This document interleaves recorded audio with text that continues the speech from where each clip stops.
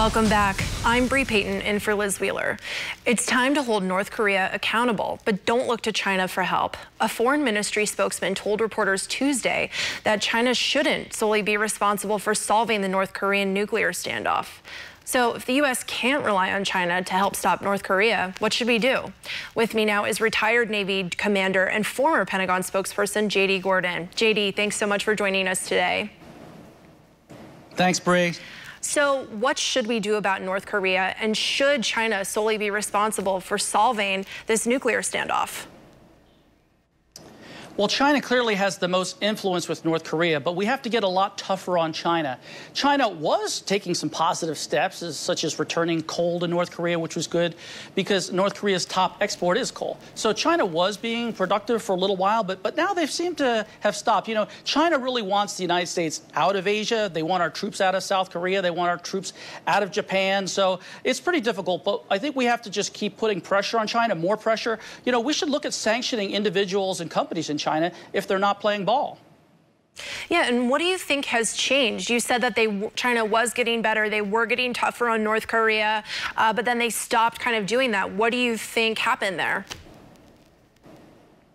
I think China sees us getting distracted, especially from just the domestic mass media hysteria over Trump-Russia. They see a White House that's off balance, and I think that they're just not cooperating because I don't think they're being forced to. But you know what? President Reagan said they will see the light when they feel the heat. So I think we have the same situation there, that we have to make China feel the heat and feel pressure, feel sanction, not just companies, but individuals as well, and the government, because China really can have a lot more of a positive response to help rein in North Korea, but we've got to do a better job of putting pressure on them. Yeah, so you think that China and North Korea are kind of just taking advantage of all of the chaos here in the United States. I wanted to ask you about the Trump administration strategy. What is it currently in handling this crisis and with handling China, and is that working? Well, the Trump administration has been talking about some sanctions for companies that do business with North Korea, for instance, cutting off access to the U.S. market. So I think that's a good move. The Trump administration's also been pretty vocal that all options should be on the table. Secretary Tillerson has specifically said that a military option is on the table, so that's important. But we have to make sure that the Chinese understand we mean business, and that means punishing China economically, and also any other country dealing with North Korea financially, which also includes India and Pakistan, Singapore, Malaysia, Russia. So it's not just China. China has the most amount of trade and the most influence with North Korea, but not all. We really should be doing things like an oil embargo. I mean, if we had an oil embargo of North Korea, they wouldn't be driving any cars around. So if we get really tough there, we would have to have China and Russia backing us for that, though, since there's a land border between the two, and they could easily smuggle oil if they wanted to. Yeah, so I wanted to ask you a little bit about the Obama administration's role in all of this. Certainly tensions between the United States and with North Korea have escalated drastically over the past decade. North Korea has launched 5 nuclear tests in the past decade. Do you think some of Obama's policies overseas played a role in North Korea's escalation of aggression towards us? Yes, I do. I think that North Korea saw Barack Obama as a weak leader, but I wouldn't pin it all on him. This goes back to the 1990s. Bill Clinton couldn't stop North Korea's nuclear program either. Neither could George Bush, then Barack Obama. So now President Trump is the person who really has this crisis coming on his watch, because now North Korea is at the point where they've launched an ICBM, and they only have to miniaturize a nuclear weapon and have it survive a re-entry from space to make it effective. So we're going to have to peel this Band-Aid off sooner or later. Yeah.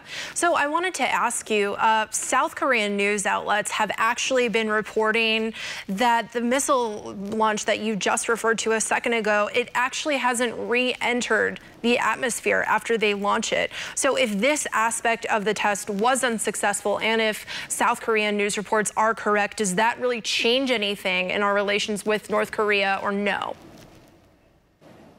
I wouldn't say so, because every time North Korea tests a missile, they learn from it. So even if it's not a complete success, they're refining their capabilities to see what's wrong, to see how they can fix it. Also interesting about North Korea, you know, in 2005, North Korea was in the six-party talks with us and China, Russia, Japan, Korea, South Korea, and they basically said, hey, look, we can give up the nuclear weapons program. Well, guess what happened? People said, oh, that's a great diplomatic achievement. Well, in 2006, just a year later, they exploded a nuclear weapon underground. And now they've had 5 nuclear tests. So that's why when a country like North Korea says, hey, we're giving up nuclear weapons, don't believe them. Which actually, that lesson applies to Iran today. Yeah. So last week, the United States military successfully was able to test the THAAD nuclear defense system. Should we rest a little bit easier knowing that that was successful? Yeah, I think every time we test a missile defense system and it's successful, that's better for us. We have long-range interceptors that are based in Alaska and California, so that's good. They can shoot down an incoming ICBM. But we have to make sure that we're upgrading them because they're getting a little older right now, and they haven't successfully completed all their tests either. So we have to invest in missile defense technology, which includes the THAAD program. The THAAD is good at shooting down intermediate range missiles, and so that was a successful test that was launched from Alaska. But we do have to place, I believe, THAAD also in Hawaii, because Hawaii is very vulnerable. Right now, North Korea could hit Alaska with an ICBM, but it's only a matter of time before they can hit Hawaii as well, if they already can't hit it now.